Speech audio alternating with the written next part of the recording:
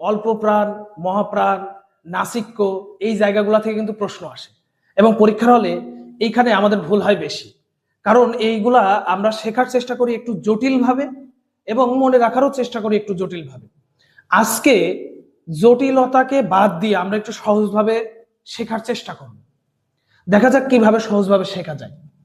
প্রথমত এখানে 25টা বর্ণ আছে। আমরা জানি ক থেকে ম পর্যন্ত কয়টা বর্ণ? 25টা বর্ণ।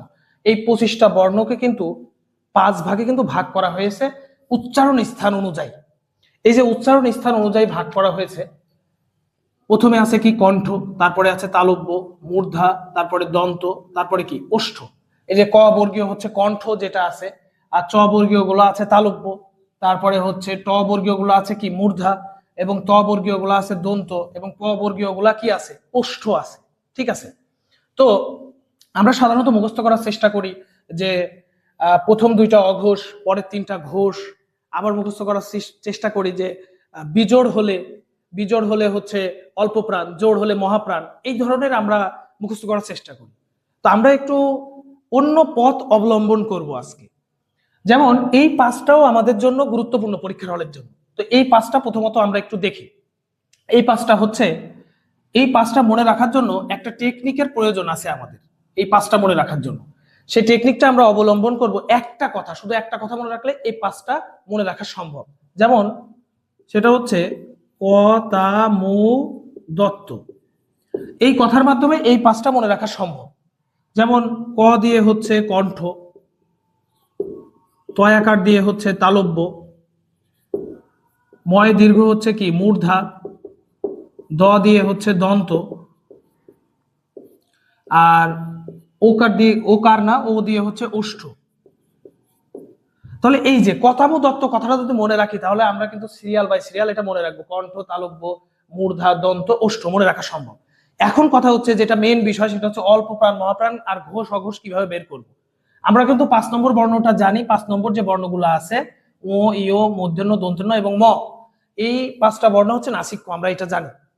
এবং প্রথম দুইটা অঘোষ এবং পরের তিনটা ঘোষ আছে, এটা জানি। এইভাবে আমরা মুখস্থ করেছি আগে।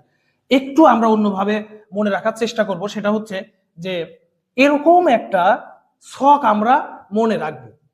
এরকম একটা ছক মনে রাখবো যেটা উপরের দিকে থাকবে অঘোষ, নিচের দিকে ঘোষ, এবং বাম সাইডে অল্প প্রাণ, ডান সাইডে মহাপ্রাণ। তাহলে কি যে একটা ছক আমরা মাথার ভিতরে মনে রাখবো। উপরে হচ্ছে অঘোষ, নিচে ঘোষ, বাম সাইডে অল্প প্রাণ এবং ডান সাইডে কি মহাপ্রাণ। এখন এই ছক তো পরীক্ষার হলে অঙ্কন করে এখানে ম্যাথ করার সুযোগ নাই। এটা তো আর আমরা ম্যাথ করতেছি না। এতে কি সময় নষ্ট হবে এবং এমসিকিউ দাগানোর ক্ষেত্রে আমাদের সময়টা নষ্ট হবে অনেকটা। তো সেটা আমরা না করে মাথার ভিতরে রাখবো উপরের দিকে অঘোষ, নিচের দিকে ঘোষ, বাম সাইডে অল্প প্রাণ, ডান সাইডে কি মহাপ্রাণ। এবং এটা আমরা একটু ম্যাথই করার চেষ্টা করব। প্রথমে বাম সাইড থেকে শুরু হবে। এক, এই কোণটা 1, এইদিকে 2, এইদিকে 3, এইদিকে 4। এখন কথার কথা পরীক্ষায় আমার প্রশ্ন এসেছে ভ অল্প প্রাণ না মহাপ্রাণ, বা অঘোষ না ঘোষ একসাথে হবে। যেমন তাহলে ভ কোন বর্গীয় বর্ণ? প বর্গীয় বর্ণ। তাহলে হিসাব করা যাক। প, ফ, ব, ভ 4-এ পড়তেছে। এই যে 4 কোথায় আছে? এই যে 4, ভ এখানে লিখলাম। আচ্ছা, ভয়ের দুই পাশে কি কি আছে? এই যে মহাপ্রাণ, এই যে ঘোষ। তাহলে ভ কি? ঘোষ মহাপ্রাণ। এই যে ঘোষ, এই যে মহাপ্রাণ। মিলতেছে? আচ্ছা, এখন আমার আসলো ছ। ছ হচ্ছে অঘোষ না ঘোষ, অল্প প্রাণ না মহাপ্রাণ? তাহলে যদি আমরা হিসাব করি যে ছ হচ্ছে কোন বর্গীয় বর্ণ? চ বর্গীয় বর্ণ। চ ছ কত নম্বরে পড়তেছে? 2। তাহলে 6 এখানে আমরা লিখলাম। তাহলে 2 এর আশেপাশে কি কি আছে? এই যে মহাপ্রাণ আছে এবং অঘোষ আছে। মিলতেছে কি? দেখেন, ছ হচ্ছে অঘোষ এবং মহাপ্রাণ। এবং আমার পরীক্ষায় প্রশ্ন আসলো বর্গীয় জ কোন বর্গীয় বর্ণ? কোন বর্গীয় বর্ণ বললে তো আমাদের চ বর্গীয় বর্ণ। আর বর্গীয় জ অল্প প্রাণ না মহাপ্রাণ? ঘোষ না অঘোষ?